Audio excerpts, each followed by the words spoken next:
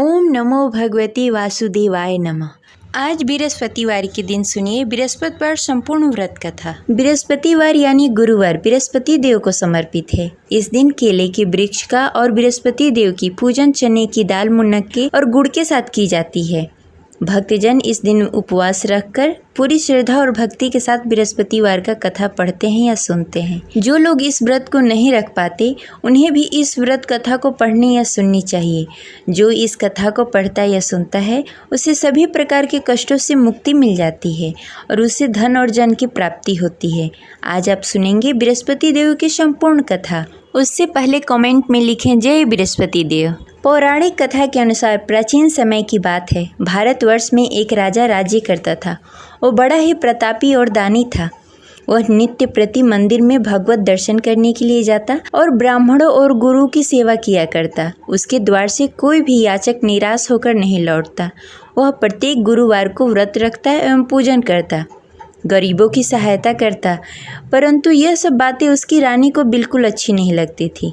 वह न तो व्रत करती और न ही किसी को एक भी पैसा दान में देती थी। वह राजा से भी ऐसा करने को मना किया करती थी। एक समय की बात है, राजा शिकार खेलने के लिए वन को चले गए। घर पर रानी और दासी थी। उस समय गुरु बृहस्पति साधु का रूप धारण करके राजा के दरवाजे पर भिक्षा मांगने के लिए आए। साधु ने रानी से भिक्षा मांगी तो वह कहने लगी, हे साधु महाराज, मैं इस दान पुण्य से तंग आ गई हूँ। इस कार्य के लिए तो मेरे पति ही बहुत हैं। अब आप ऐसी कृपा करें कि सारा धन नष्ट हो जाए तथा मैं आराम से रह सकूं। साधु रूपी बृहस्पति देव ने कहा, हे देवी, तुम तो बड़ी ही विचित्र हो। संतान और धन से कोई दुखी नहीं होता, इसको सभी चाहते हैं। पापी भी धन और पुत्र की इच्छा करता है। अगर तुम्हारे पास धन अधिक है तो भूखे मनुष्यों को भोजन करवाओ, प्याव लगवाओ, ब्राह्मणों को दान दो, धर्मशाला बनवाओ, कुआं, तालाब, बावड़ी, बाग, बगीचे आदि का निर्माण कराओ तथा निर्धन कुंवारी कन्याओं का विवाह करवाओ।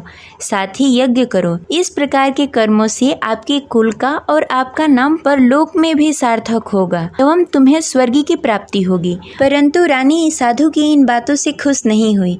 उसने कहा, हे साधु महाराज, मुझे ऐसी धन की आवश्यकता नहीं है जिसे मैं अन्य लोगों को दान में देती फिरूं, जिसको रखने और संभालने में भी मेरा सारा वक्त निकल जाए। साधु ने कहा, हे देवी, यदि तुम्हारी ऐसी ही इच्छा है तो जैसा मैं तुम्हें बताता हूँ वैसा करना। बृहस्पतिवार के दिन आंगन को गोबर से लीपना और अपने केसों को पीली मिट्टी से धोना। केसों को धोते समय स्नान करना। राजा से कहना कि वो हजामत कराए। भोजन में मांस मदिरा खाना, कपड़े धोबी को धोने के लिए देना। इस प्रकार 7 बृहस्पतिवार को करने से तुम्हारा सारा धन नष्ट हो जाएगा। यह कहकर साधु महाराज रूपी बृहस्पति देव अंतर्ध्यान हो गए। रानी ने साधु के कहने के अनुसार 7 बृहस्पतिवार तक वैसा ही करने का विचार किया। साधु के बताए हुए कार्य करते हुए केवल 3 ही बृहस्पतिवार बीते कि उसकी सारी संपत्ति नष्ट हो गई। भोजन के लिए भी 2 समय परिवार तरसने लगा तथा सांसारिक भोगों से दुखी रहने लगा। तब राजा रानी से कहने लगा कि हे रानी, तुम यहाँ पर रहो, मैं दूसरे देश जा रहा हूँ। क्योंकि यहाँ पर मुझे सभी मनुष्य जानते हैं, इसलिए मैं यहाँ कोई कार्य नहीं कर सकता। मैं अब परदेश जा रहा हूँ, वहाँ कोई काम धंधा करूँगा, शायद हमारे भाग्य बदल जाए। ऐसा कहकर राजा परदेश को चला गया। वो वहाँ जंगल से लकड़ियाँ काट कर लाता और शहर में बेचता। इस तरह जीवन व्यतीत करने लगा। इधर राजा के बिना रानी और दासी दुखी रहने लगी। किसी दिन भोजन मिलता और किसी दिन जल पीकर ही रहना पड़ता। एक दिन रानी और दासी को भोजन किए बिना 7 दिन व्यतीत हो गए। तो रानी ने अपनी दासी से कहा, हे दासी, यहाँ पास के नगर में मेरी बहन रहती है। वह बड़ी ही धनवान है। तुम उसके पास जाओ और वहाँ से 5 सेर बेझल मांग के लाओ, जिससे कुछ समय के लिए गुजारा हो जाएगा। दासी रानी की बहन के पास गई। रानी की बहन उस समय पूजा कर रही थी। बृहस्पतिवार का दिन था। दासी ने रानी की बहन से कहा, हे रानी, मुझे आपकी बहन ने भेजा है, मुझे 5 सेर बेझल दे दो। दासी ने यह बात अनेक बार कही, परंतु रानी की बहन ने कोई उत्तर नहीं दिया, क्योंकि वह उस समय बृहस्पतिवार का कथा सुन रही थी। जब दासी को रानी की बहन की कोई उत्तर नहीं मिला तो वह बहुत ही दुखी हुई। उसे क्रोध भी आया। वह लौटकर रानी से बोली, हे रानी, आपकी बहन बहुत ही घमंडी है। वह छोटे लोगों से बात नहीं करती। मैंने उससे कहा, उसने कोई उत्तर नहीं दिया। मैं वापस चली आई। रानी बोली, हे दासी, उसमें उसकी कोई गलती नहीं है। जब बुरे दिन आते हैं तब कोई असहारा नहीं देता। अच्छे बुरे का पता विपत्ति में ही लगता है। जो ईश्वर की इच्छा होगी वही होगा। यह सब हमारे भाग्य का दोष है। उधर रानी की बहन ने सोचा कि मेरी बहन की दासी आई हुई थी, परंतु मैं उससे नहीं बोली, इससे वह बहुत दुखी हुई होगी। अतः कथा सुन बृहस्पति भगवान का पूजन समाप्त करके अपनी बहन के घर गई और कहने लगी, हे बहन, मैं बृहस्पतिवार का व्रत कर रही थी। तुम्हारी दासी हमारे घर आई थी, परंतु जब तक हम कथा सुनते हैं तब तक हम लोग न उठते हैं और न किसी से बातें करते हैं, इसलिए मैं नहीं बोली। कहो दासी क्यों गई थी? रानी बोली, बहन, हमारे घर अनाज नहीं था। वैसे तुमसे कोई बात छिपी नहीं है, इस कारण मैंने दासी को तुम्हारे पास 5 सर बेझल के लिए भेजा था। रानी की बहन बोली, बहन देखो, बृहस्पति भगवान सबकी मनोकामनाएं पूर्ण करते हैं। देखो, शायद तुम्हारे घर में कहीं अनाज रखा हो। यह सुनकर दासी घर के अंदर गई।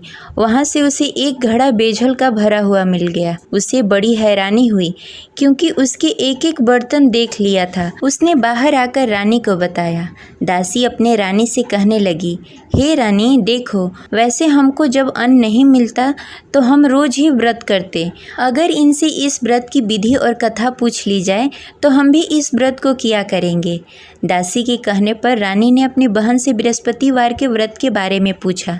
उसकी बहन ने बताया, हे रानी बहन, बृहस्पतिवार को सूर्योदय से पूर्व उठकर स्नान आदि से निवृत्त होकर बृहस्पतिवार का व्रत करना चाहिए, लेकिन उस दिन सिर नहीं धोना चाहिए। बृहस्पतिवार के व्रत में चने की दाल और मुनक्के से विष्णु भगवान और केले के वृक्ष की जड़ की पूजन करनी चाहिए तथा दीपक जलाएं। उस दिन एक ही समय भोजन करें। भोजन पीले खाद्य पदार्थ का करें तथा कथा सुनें। इस प्रकार करने से गुरु भगवान प्रसन्न होते हैं और अन्न पुत्र धन देते हैं। इस प्रकार व्रत और पूजन की विधि बताकर रानी की बहन अपने घर को लौट गई। रानी और दासी दोनों ने ही निश्चय किया कि वे बृहस्पति भगवान का पूजन जरूर करेंगी। 7 दिन बाद जब बृहस्पतिवार आया तो दोनों ने व्रत रखा। घुड़सार में जाकर चना और गुड़ बीन लाई तथा उसकी दाल से केले की जड़ में विष्णु भगवान का पूजन किया। अब भोजन कहाँ से आए? दोनों बड़ी ही दुखी हुई, परंतु उन्होंने व्रत किया था, इस कारण बृहस्पति देव भगवान प्रसन्न थे। वे एक साधारण व्यक्ति के रूप में 2 थालों में सुंदर पीला भोजन लेकर आए और दासी को देकर बोले, हे दासी, यह भोजन तुम्हारे और रानी के लिए है, तुम दोनों करना। दासी भोजन पाकर बड़ी ही प्रसन्न हुई और रानी से बोली, रानी जी, भोजन कर लो। रानी को भोजन आने के बारे में कुछ पता नहीं था, इसलिए वह दासी से बोली, जा तू ही भोजन कर ले, क्योंकि तू हमारी व्यर्थ में हंसी उड़ाती है। दासी बोली, एक व्यक्ति अभी भोजन देकर गए हैं। रानी कहने लगी, वह भोजन तेरे लिए दे गए होंगे, तू ही भोजन कर ले। दासी ने कहा, वह व्यक्ति हम दोनों के लिए भोजन की थाली लेकर आए हैं, इसलिए मैं और आप दोनों ही साथ भोजन करेंगी। फिर दोनों ने गुरु भगवान का नमस्कार किया और भोजन प्रारंभ किया। उसके बाद से वे प्रत्येक बृहस्पतिवार को गुरु भगवान का व्रत और पूजन करने लगी। बृहस्पति भगवान की कृपा से उसके पास धन हो गया, परंतु रानी फिर पहले की तरह आलस्य करने लगी। तब दासी बोली, देखो रानी, तुम पहले भी इस प्रकार का आलस करती थी। तुम्हें धन को रखने में कष्ट होता था, इस कारण सभी धन नष्ट हो गए। अब गुरु भगवान की कृपा से धन मिला है तो फिर तुम्हें आलस्य होता है। बड़ी मुसीबतों के बाद हमने यह धन पाया है, इसलिए हमें दान पुण्य करना चाहिए। तुम भूखे मनुष्यों को भोजन कराओ, प्याव लगवाओ, ब्राह्मणों को दान दो, कुआं, तालाब, बावड़ी आदि का निर्माण कराओ, मंदिर पाठशाला बनवाओ, दान दो, कुंवारी कन्याओं का विवाह करवाओ। धन को शुभ कार्यों में खर्च करो, जिससे तुम्हारे कुल और यश बढ़े तथा स्वर्ग की प्राप्ति हो और पितृ प्रसन्न हो। दासी की इन बातों को मानकर रानी ने इसी प्रकार का कार्य करना प्रारंभ कर दिया। जिससे उसका काफ़ी यश फैलने लगा। एक दिन रानी और दासी आपस में विचार करने लगी, न जाने राजा किस दशा में होंगे, उनकी कोई खोज खबर नहीं है। गुरु भगवान से उन्होंने प्रार्थना की और भगवान ने रात्रि में राजा को स्वप्न में कहा, हे राजा उठ, तेरी रानी तुझे याद करती है, अब अपने देश को लौट जा। राजा प्रातःकाल उठकर जंगल से लकड़ियाँ काटकर लाने के लिए जंगल की ओर चल पड़ा। जंगल में गुजरते हुए वह सोचने लगा, रानी की गलती से कितने दुख भोगने पड़े। राजपाट छोड़कर जंगल में आकर रहना पड़ा। जंगल में लकड़ियाँ काटकर उन्हें बेचकर गुजारा करना पड़ा। उसी समय उस जंगल में बृहस्पति देव साधु के रूप में प्रकट हुए और राजा से पूछने लगे, हे लकड़हारे, तू इस सुनसान जंगल में किस चिंता में बैठा है, मुझे बताओ। यह सुनकर राजा के नेत्रों में जल भर आया और साधु की वंदना कर बोला, हे प्रभु, आप सब कुछ जानते हैं। इतना कहकर राजा ने साधु को अपनी संपूर्ण कहानी सुनाई। महात्मा तो स्वभाव से ही दयालु होते हैं। वे राजा से बोले, हे राजा, तुम्हारी रानी ने बृहस्पति देव के प्रति अपराध किया था, जिसके कारण तुम्हारी यह दशा हुई। अब तुम किसी प्रकार की चिंता मत करो, भगवान तुम्हें पहले से भी अधिक धन देंगे। देखो, तुम्हारी पत्नी ने बृहस्पतिवार का व्रत करना प्रारंभ कर दिया है। अब तुम भी बृहस्पतिवार के दिन व्रत रखो। चने की दाल और गुड़ जल के लोटे में डालकर केले के पत्ते में विष्णु भगवान का पूजन करो। फिर कथा कहो या सुनो, भगवान तुम्हारी सब मनोकामनाएं पूर्ण करेंगे। साधु को प्रसन्न देखकर राजा बोला, हे प्रभु, मुझे लकड़ी बेचकर इतना पैसा भी नहीं बचता जिससे भोजन करने के उपरांत कुछ बचा सकूं। मैंने रात्रि में अपनी रानी को व्याकुल देखा। मेरे पास कोई साधन नहीं जिससे समाचार जान सकूं। फिर मैं बृहस्पतिवार की कौन सी कहानी कहूं या सुनूं, मुझको तो कुछ भी मालूम नहीं है। साधु ने कहा, हे राजा, तुम किसी बात की चिंता मत करो। बृहस्पतिवार के दिन तुम रोजाना की तरह लकड़ियाँ लेकर शहर जाओ। तुम्हें रोज से दुगना धन प्राप्त होगा, जिससे तुम भली भांति भोजन कर लोगे तथा बृहस्पति देव की पूजा सामग्री भी लेकर आओगे। बृहस्पति देव की कथा इस प्रकार है। प्राचीन काल में एक बहुत ही निर्धन ब्राह्मण था। उसके घर में कोई संतान नहीं थी। वह नित्य प्रति पूजा पाठ करता, परंतु उसकी स्त्री बहुत ही मलिनता के साथ रहती। वह न स्नान करती, न ही किसी देवता का पूजन करती। प्रातःकाल उठते ही सर्वप्रथम भोजन करती, बाद में कोई अन्य कार्य करती। ब्राह्मण देवता बहुत ही दुखी रहते थे। पत्नी को बहुत समझाते, किंतु उसका कोई परिणाम नहीं निकलता। भगवान की अनुकंपा से एक समय ब्राह्मण की पत्नी गर्भवती हुई और 10वें महीने एक सुंदर कन्या को जन्म दिया। निर्धन ब्राह्मण कन्या के जन्म से बहुत दुखी हुआ। धीरे धीरे ब्राह्मण की कन्या बड़ी होने लगी। बचपन से ही उस कन्या की रुचि भगवान विष्णु की पूजा में थी। वह प्रातः उठती, स्नान ध्यान करती, उसके बाद भगवान विष्णु की पूजा करती और मंदिर में जाती। बृहस्पतिवार को व्रत करके विधि विधान पूर्वक पूजा पाठ करती। पूजा पाठ के बाद वह पढ़ने के लिए पाठशाला जाती। घर से चलते समय वह मुट्ठी भर जौ साथ में लेकर जाती और पाठशाला के रास्ते में थोड़ी थोड़ी जौ गिराते जाती। जब पाठशाला से लौटकर आती, जौ के दाने सोने में बदल जाते। लड़की सभी सोने के दाने बीन लाती। एक दिन जब वह सोने के दानों को साफ कर रही थी, तो उसकी माँ ने कहा, बेटी, सोने के दाने साफ करने के लिए सोने का सूप भी होना चाहिए। अगले दिन बृहस्पतिवार था। उसने भगवान बृहस्पति देव की पूजा करते हुए प्रार्थना की, हे भगवान, यदि मैंने आपका व्रत विधि विधान से किया हो तो मुझे सोने का सूप दे दो। भगवान बृहस्पति देव ने उसकी मनोकामना पूरी करने का वचन दिया। पाठशाला से लौटते समय उसने रास्ते में सोने का सूप पड़ा हुआ मिला। घर लौटकर सोने का सूप अपनी माँ को दिखाकर वह सोने के दाने साफ करने लगी। उसी समय नगर का राजकुमार उसके घर के पास से गुजर रहा था। उस सुंदर लड़की को सोने के सूप में जौ साफ करते देख राजकुमार उस पर मोहित हो गया। राजकुमार ने अपने पिता से उस लड़की से विवाह करने की इच्छा प्रकट की। तो राजा ने ब्राह्मण को महल में बुलाकर राजकुमार से उसकी लड़की के विवाह की बात कही। ब्राह्मण तैयार हो गया। धूमधाम से उस लड़की का विवाह राजकुमार से हो गया। दुल्हन बनकर ब्राह्मण की लड़की महल में चली गई। लड़की के चले जाने से ब्राह्मण फिर से निर्धन हो गया। उसे कई कई दिनों तक बिना भोजन के रहना पड़ा। बहुत दुखी होकर ब्राह्मण एक दिन अपनी लड़की के पास गया। अपने पिता से निर्धनता का समाचार सुनकर उसे बहुत सारा धन देकर पिता को विदा किया। उस धन से ब्राह्मण का कुछ दिनों तक आराम से गुजारा हुआ, लेकिन जल्द ही फिर भूखों मरने की हालत हो गई। ब्राह्मण अपनी लड़की से धन लेने के लिए फिर महल में पहुंचा।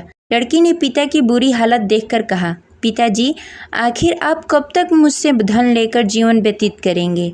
आप कोई ऐसा उपाय क्यों नहीं करते जिससे आपका घर धन्य धान से भर जाए? ब्राह्मण ने कहा, मैंने तेरी माँ को बहुत समझाने की कोशिश की, पर उसकी समझ में कुछ नहीं आता। उसकी फुहड़ता नष्ट हो तब तो घर की निर्धनता दूर हो।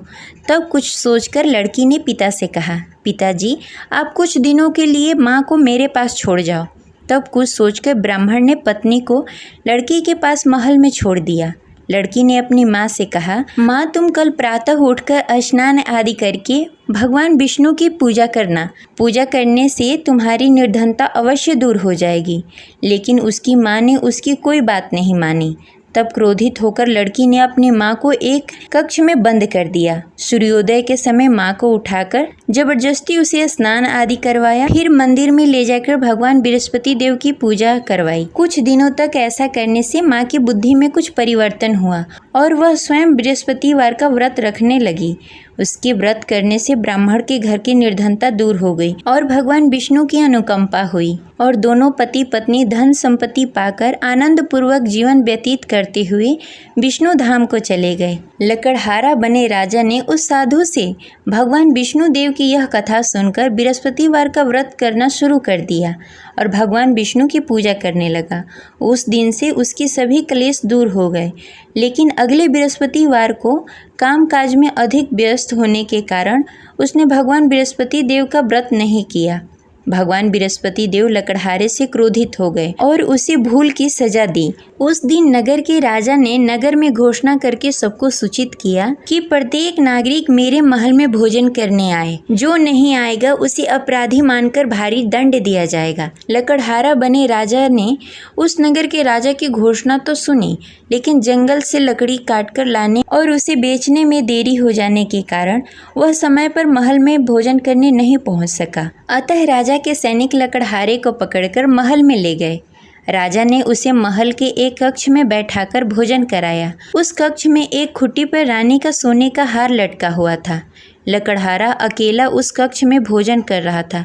तभी उसने एक आश्चर्यजनक घटना देखी। देखते ही देखते वह खुटी हार को निगल गई। थोड़ी देर बाद जब राजा ने हार को गायब देखा तो लकड़हारे को कारावास में डाल दिया। लकड़हारा मन ही मन अपने भाग्य को कोसने लगा। तभी उसे जंगल में मिले साधु का स्मरण हुआ। थोड़ी देर में भगवान बृहस्पति देव सन्यासी के रूप में उसके सामने प्रकट हुए और कहा, हे लकड़हारे, तूने भगवान बृहस्पति देव की पूजा नहीं की, इसी कारण तुम्हें कष्ट हो रहा है। लेकिन अब चिंता मत करो, बृहस्पतिवार के दिन कारागार के दरवाजे पर तुम्हें कुछ पैसे पड़े हुए मिलेंगे। उन पैसों से भगवान बृहस्पति देव का व्रत करके उनकी पूजा करोगे तो तुम्हारे सारे दुख दूर हो जाएंगे। फिर बृहस्पतिवार के दिन दरवाजे पर पड़े पैसे राजा को मिले, जिससे उसने चने की दाल, गुड़, मुनक्का मंगाकर भगवान बृहस्पति देव की कथा कही और व्रत किया, जिससे भगवान बृहस्पति देव प्रसन्न होकर उस नगर के राजा को स्वप्न में लकड़हारे को मुक्त करने को कहा। सुबह राजा ने आकर अपने कक्ष में देखा कि खूंटी पर हार टंगा हुआ है।